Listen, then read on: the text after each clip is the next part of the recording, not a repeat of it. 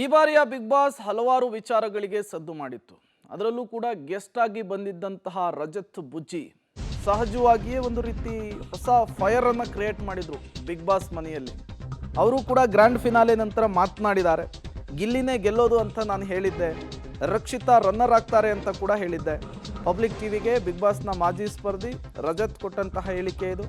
ಗಿಲ್ಲಿಗೆ ಅಪಾರ ಪ್ರೀತಿ ಸಿಗ್ತಾ ಇದೆ, ಗಿಲ್ಲಿ ಒಳ್ಳೆಯ ಆಟ ಆಡಿದ್ದಾರೆ, ಗಿಲ್ಲಿ ಜಾಣ, ಏನು ಮಾಡಬೇಕು ಅಂಥೇಳಿ ಆತನಿಗೆ ಗೊತ್ತಿದೆ ಅಂಥೇಳಿ ರಜತ್ ಹೇಳಿದ್ದಾರೆ.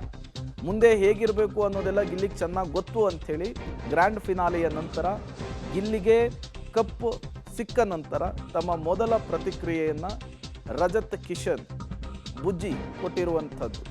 ತುಂಬ ಸಪೋರ್ಟಿವ್ ಆಗಿದ್ದರು ರಜತ್ ಅವರು ಕೂಡ. ಗಿಲ್ಲಿ ಅವರಿಗೆ ನನ್ನ ತಮ್ಮ ಅಂತ ಹೇಳ್ತಾ ಇದ್ರು, ಸ್ನೇಹಿತ ಅಂತ ಹೇಳ್ತಾ ಇದ್ರು. ಈ ಬಾರಿಯ ಬಿಗ್ ಬಾಸ್ ಮನೆಯೊಳಗಿದ್ದಂತಹ ಸಂದರ್ಭದಲ್ಲೂ ಕೂಡ ಗಿಲ್ಲಿಗೆ ಸಪೋರ್ಟ್ ಮಾಡ್ಕೊಳ್ತಾನೆ ಬರ್ತಾ ಇದ್ರು.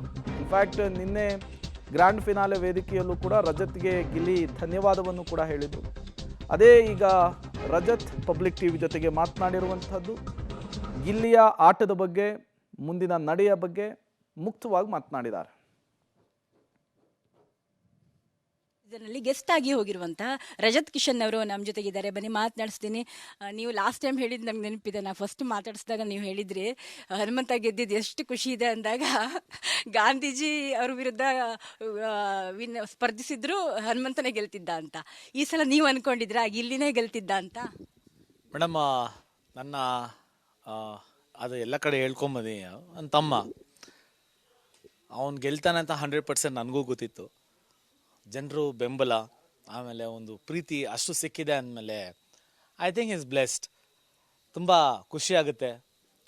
ಆಮೇಲೆ ಈಗ ನನ್ನ ತಮ್ಮ ಗೆದ್ದವನೇ ಅಂದಮೇಲೆ ಅದಕ್ಕಿಂತ ದೊಡ್ಡ ಒಂದು ಸುದ್ದಿ, ಆಮೇಲೆ ಒಂದು ದೊಡ್ಡ ವಿಷಯ ಯಾವುದೂ ಇಲ್ಲ. ತುಂಬ ಖುಷಿ ಆಗ್ತದೆ ಮೇಡಮ್. He deserves it. ಅಂದರೆ ನಾನು ಇವನಿಗೂ ಹೇಳ್ತಾ ಇದ್ದೆ, ಯಾರಿಗೆ ಗಿಲ್ಲಿಗೆ ಹೇಳ್ತಾ ಇದ್ದೆ,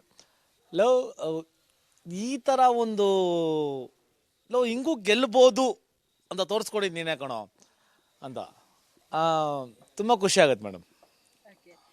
ಅಲ್ಲಿದ್ದಾಗ ನೀವು ಸ್ವಲ್ಪ ಕಿತ್ತಾಡಿದ್ದುಂಟು, ಆರಂಭದಲ್ಲಿ ನಾವು ನೋಡಿದ್ದೀವಿ. ಅದು ಸನ್ನಿವೇಶ ಕ್ರಿಯೇಟ್ ಆಯಿತು, ನೀವು ಬೇಡ ಕಣೋ ಅಂತೆಲ್ಲ ಬೈದಿದ್ರಿ ಕೂಡ. ಅದಕ್ಕೂ ಈಗಿನ ಗಿಲ್ಲಿ ನೀವು ಆಮೇಲೆ ಬರಬೇಕಾದ್ರೆ ಅದು ಅವ್ರಿಗೆ ಗೊತ್ತಾಗುತ್ತೆ ನೀವು ಕಂಟೆಸ್ಟೆಂಟ್ ಅಲ್ಲ, ಗೆಸ್ಟ್ ಆಗಿ ಹೋಗಿದ್ದು ಅಂತ. ಅದೆಲ್ಲ ನೋಡಿದಾಗ ಅವರಿಗೂ ತುಂಬ ಬೇಜಾರಾಗ್ಬಿಡುತ್ತೆ ನೀವು ಹೋಗಿದ್ದೀರಾ ಅಂತ. ಇದೆಲ್ಲ ಸಿಚುವೇಶನ್ ನೆನೆಸ್ಕೊಂಡ್ರೆ ಹೆಂಗೆ ಅನಿಸುತ್ತೆ ಮೇಡಮ್? ಅದು ಆ್ಯಕ್ಚುಲಿ ನಾವು ಎಲ್ಲೋ ಒಂದು ವರ್ಷ ಆಚೆ ಇರ್ತೀವಿ, ಸಡನ್ನಾಗಿ ಒಂದು ಬಿಗ್ ಬಾಸ್ ಮನೆಗೆ ಒಳಗೋದಾಗ ಅದೇನಾಗುತ್ತೆ ಅಂದಾಗ ಇವನು ಕಿಟ ಗೊತ್ತಲ್ಲ, ಮಾಮೂಲಿ ಕಿಟ ಅಂತಾನೆ ನಮಗೆ ಅದು ಸಡನ್ ತೊಗೊಳಕ್ಕಾಗಿಲ್ಲ. ಆವಾಗ ಬೈದು ಇಲ್ಲ ಜಗಳ ಆಡಿದ್ದು ಉಂಟು. ಅದಾದಮೇಲೆ ನಾನು ಅವ್ನು ಕೂತ್ಕೊಂಡು ಮಾತಾಡ್ತೀವಿ, ಹಿಂಗೆ ಕಣ ಯಾಕೋ ಹಿಂಗೆ ಮಾಡ್ತಾ ಇದೆಯಾ ಅಂತ ಹೇಳಿದಾಗ ಅವನು ಪಾಪ ಅರ್ಥ ಮಾಡ್ಕೊಂಡ. ಆಮೇಲೆ ನಂದು ಒಂದು ಬಾಂಡಿಂಗ್ ಒಂಥರ ತುಂಬ ಕ್ಲೋಸ್ ಆಯಿತು. ಅಂದರೆ ಇಟ್ ಇಸ್ ಲೈಕ್ ನಾನು ಎಲ್ಲ ಇದರ ಹೇಳ್ದಂಗೆ ಅದೊಂದು ತುಂಡೈಕ್ಲ ಸವಾಸ, 3 ಹೊತ್ತು ಉಪವಾಸ ಅನ್ನೋದು ಆ ಥರ ಇದ್ದಂಗೆ ವಿ ಗಾಟ್ ವೆರಿ ಕ್ಲೋಸ್. ಅದು ಒಂದು ನೇಚರು ಒಂದೇ ಥರ ಆಯಿತು. ಅಂದರೆ ನಂದು ಒಂದು ಥಿಂಕಿಂಗ್ ಒಂದೇ ಥರನೇ. ಅವ್ನು ಹೇಳೋದು ನನಗೆ ಅರ್ಥ ಆಗ್ತಿತ್ತು, ನಾನು ಹೇಳೋದು ಅವ್ನಿಗೆ ಅರ್ಥ ಆಗ್ತಾಯಿತ್ತು. So it went very good. ಇವತ್ತು ಅವನು ಸ್ಟೇಜ್ ಮೇಲೂ ಹೇಳ್ದ ಪಾಪ, ನಾನು ರಘು ಸರ್ ಆಗಿರಲಿ, ರಕ್ಷಿತ್ ಆಗಿರಲಿ, ಕಾವ್ಯ ಆಗಿರಲಿ, ನಾವೆಲ್ಲ ತುಂಬ ಕ್ಲೋಸ್ ಆಗಿದ್ವಿ ಗಿಲ್ಲಿ ಹತ್ರ. ಅವನು ಗೆಲ್ತಾನೆ ಅಂತ ಗೊತ್ತಿತ್ತು. ಬಟ್ ಆದರೆ ನನಗೆ ಖುಷಿ ಆಗ್ತಾರೋ ಒಂದು ವಿಷಯ ಏನು ಅಂದರೆ ಈ ಥರ ಜನ ಪ್ರೀತಿ ಕೊಡ್ತಾವ್ರಲ್ಲ, ಅದು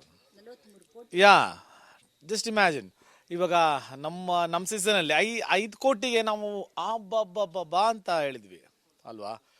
ಸೊ ಹಂಗಿದ್ದಾಗ ನಮ್ಮವರು ನಮ್ಮ ಜೊತೆಗಿರೋರು ಬೆಳಿತವ್ರೆ ಅಂದಾಗ ಖುಷಿ ಪಡೋಣ ಮೇಡಮ್. ಟ್ರಸ್ಟ್ ಮೀ, ಯಾವುದೇ ಕಾರಣಕ್ಕೂ ನಮ್ಮ ತಾಯಿ ಮೇಲೆ ಆಣಿಟ್ಟು ಹೇಳ್ತಾ ಇದ್ದೀನಿ, 1% ಅಸೂಹೆ ಇಲ್ಲದೆ, 1% ಒಂದು ಜಲಸಿ ಇಲ್ಲದೆ ನಾನು ಹೇಳ್ತಾ ಇದ್ದೀನಿ, ಅವ್ನು ಗೆದ್ದವಂತಾನೆ. ನನಗಂತೂ ತುಂಬ ಖುಷಿ ಇದೆ. ಏನು ಸಜೆಷನ್ ಕೊಡ್ತೀರಾ ಮುಂದೆ ಹೇಗಿರಬೇಕು ಅನ್ನೋದ್ರ ಬಗ್ಗೆ? ನೀವೇನು ಹೇಳ್ತೀರಾ ಮೇಡಮ್? ನಾನು ಯಾರು ಮೇಡಮ್ ಹೇಳಕ್ಕೆ? ಒಂದು ಬ್ರದರ್ ರೀತಿಯಲ್ಲಿ ಕೆಲವರೊಂದು ಹೇಳ್ತಾರಲ್ಲ, ಆ ಸಲಹೆ ಅನ್ನೋ ಥರ. ಮೇಡಮ್, ಗಿಲ್ಲಿ ಥರ ಕಿಲಾಡಿ ಇನ್ನೊಬ್ಬ ಇಲ್ಲ, ಆಯ್ತಾ ಮೇಡಮ್? ಗಿಲ್ಲಿ ಥರ ಇನ್ನೊಬ್ಬ ಕಿಲಾಡಿ ಇಲ್ಲ. ಗಿಲ್ಲಿ ಗೊತ್ತು ಏನು ಮಾಡಬೇಕು, ನೆಕ್ಸ್ಟ್ ಏನು ಬಿಡಬೇಕು, ಏನು ಮಾಡಬೇಕು ಅಂತ.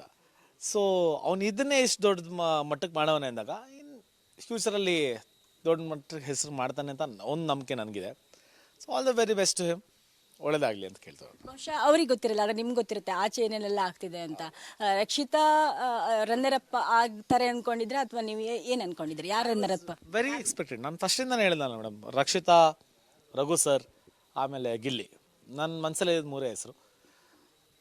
ಹೋಪ್ಫುಲಿ ಎಲ್ಲ ಆಯಿತು, ಒಳ್ಳೇದಾಗಲಿ ಎಲ್ಲರಿಗೂ. ನಾವೆಲ್ಲ ಜೊತೆಗೆ ಸೇರಿ ಇರೋರೆಲ್ಲ, ನಮ್ಮ ಜೊತೆಗಿರೋರೆಲ್ಲ ಚೆನ್ನಾಗಿ ಬೆಳೆಯೋಣ ಅಂತ ಕೇಳ್ಕೊತೀವಿ madam. Thank you so much. Thank you madam, thank you madam, thank you madam. So ಇದು ರಜತ್ ಕಿಶನ್ ಅವರ ಮಾತು. ಕ್ಯಾಮ್ರಾ ಪರ್ಸನ್ ವಿನಯ್ ಜೊತೆ ಭಾರತಿ ಪಬ್ಲಿಕ್ ಟಿವಿ. ಗ್ರ್ಯಾಂಡ್ ಫಿನಾಲೆಗೂ ಮೊದಲು ಗಿಲ್ಲಿಯ ಗುಣಗಾನ ಜೋರಾಗಿತ್ತು. ಕಪ್ ಗೆದ್ದ ನಂತರವೂ ಕೂಡ ಗಿಲ್ಲಿ ಗುಣಗಾನ ಜಾಸ್ತಿ ಆಗ್ತಾ ಇದೆ. ಇವತ್ತು ಹುಟ್ಟೂರಿನಲ್ಲಿ ಗಿಲ್ಲಿಯನ್ನು ಸನ್ಮಾನಿಸೋದಕ್ಕೆ, ಅಭಿನಂದನೆಯನ್ನು ಸಲ್ಲಿಸೋದಕ್ಕೆ ಭರ್ಜರಿ ಸಿದ್ಧತೆಗಳು ಕೂಡ ಆಗ್ತಾ ಇದೆ.